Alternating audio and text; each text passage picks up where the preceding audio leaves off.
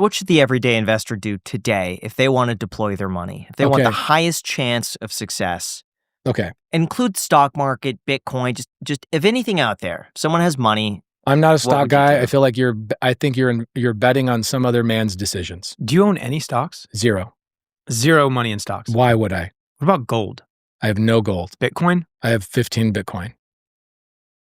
Why not more Bitcoin? I don't know. I feel like that's pretty decent. It's more than most people. What'd they say? Like if you own one Bitcoin, you're like better than 99% of people. So I've got 15 Bitcoin. Sure.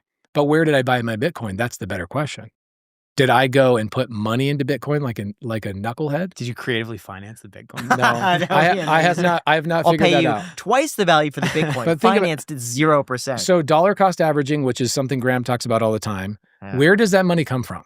That money comes from people's paychecks, right? And so what they're doing is they're at their 9-to-5 job and they're like, okay, I got this little sliver, $100, $200, whatever it is, and I'm going to dollar cost average into this Bitcoin. Okay, so you're going to take after-tax dollars that you earned and put it into a gamble? Bitcoin is a gamble at the end of the day. Real estate's a gamble. It's all a gamble.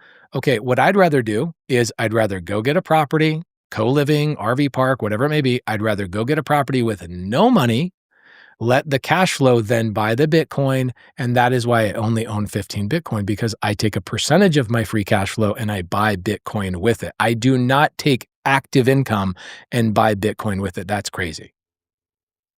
So if we're talking then, for me, that's fair. Yeah. And so now if we're talking in terms of the average person, how can they take advantage of the current market conditions to make a lot of money?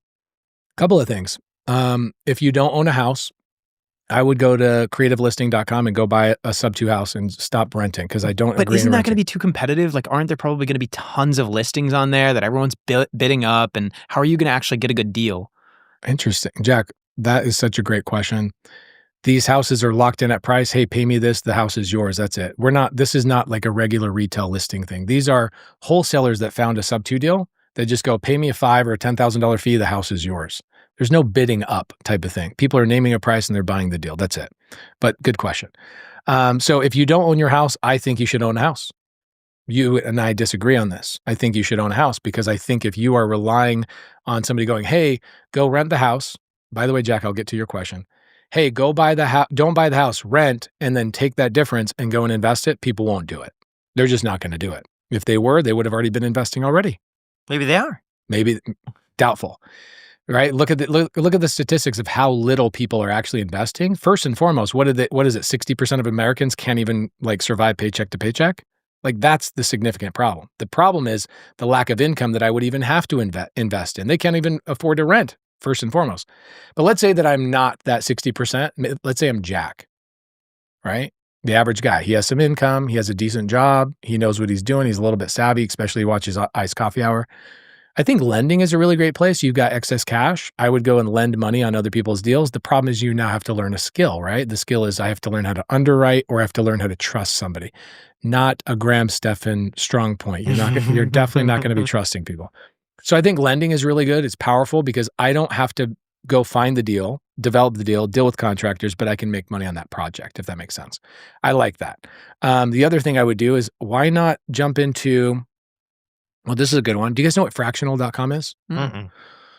Okay, fractional.com is really cool. Fractional is where I can invest as little as $5,000 in somebody else's real estate transaction that they found, they negotiated, they're developing, they're doing whatever. I would go put $5,000 in somebody else's project. What's cool about fractional is that a non-accredited investor can go invest as little as $5,000 in it, but you are a member of a club, which means I get to make decisions. I see how the project is unfolding and I get a full education while I'm investing in the deal. I, as an LP, limited partner, I don't like investing as an LP if I'm not getting an education. So for me, I like fractional because I can put as little as $5,000 in. I can get a 10, 15, 20% return on my money. Meanwhile, I'm getting educated on the deal.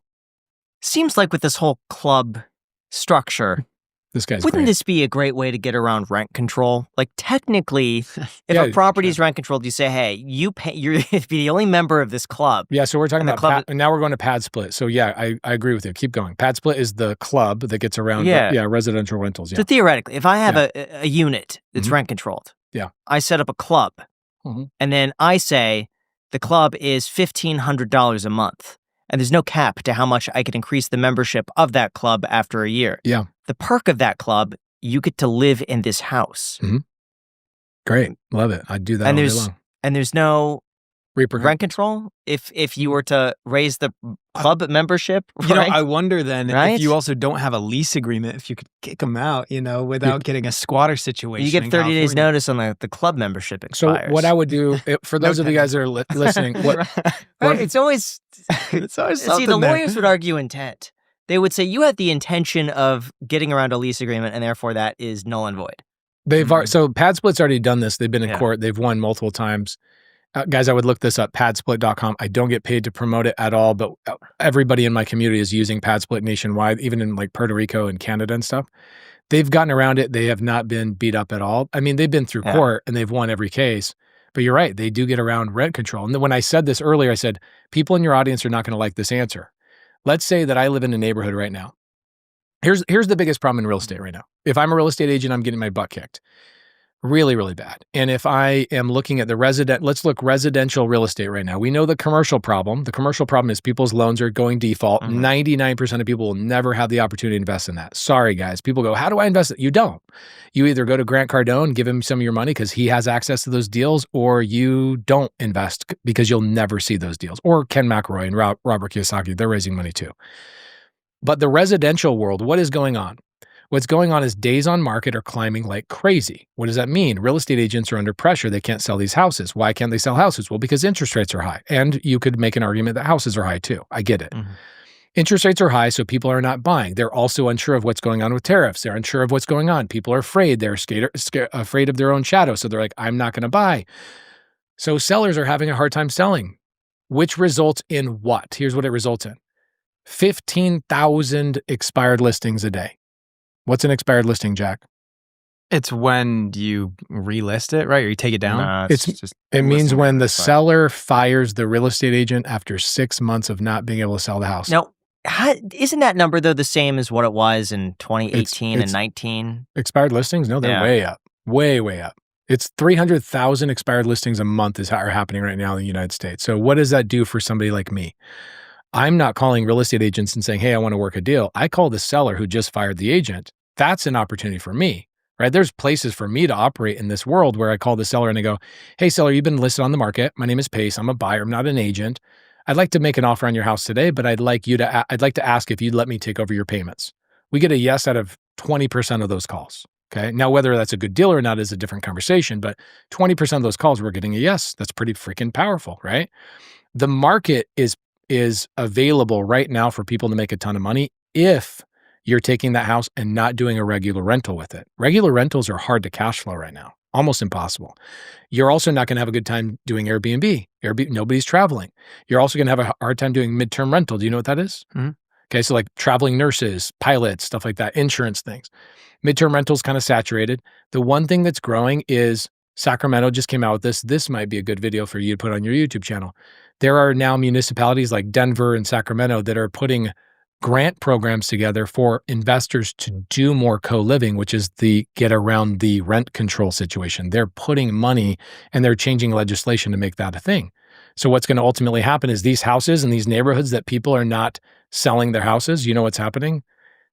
6 and 7 resident or tenants are moving into these single family homes. That is happening right now. Now, whether people like that or not, that investors look at the marketplace and they go, there's a problem. Lack of affordable rent and houses are not selling. How can I capitalize on that? A good investor will look at every single market and pivot. That is what's happening right now. So people that are not Ben Mallah, that are buying hotels and doing whatever he's doing, smart, one of the smartest guys ever, love him. But in the single family world, what are they doing? How are they pivoting? Airbnb is not working. They got to make money. They're going after expired listings, buying them with creative finance, and they're turning those properties into pad splits and renting them out by the room. They're avoiding HOAs, so your neighborhood is safe. But any other area in, okay, so this is great. I did a tour like 3 weeks ago in Vegas, and I went and saw like 30 pad splits in Vegas.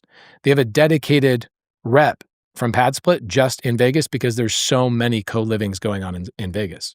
That is where the opportunity in single family is right now.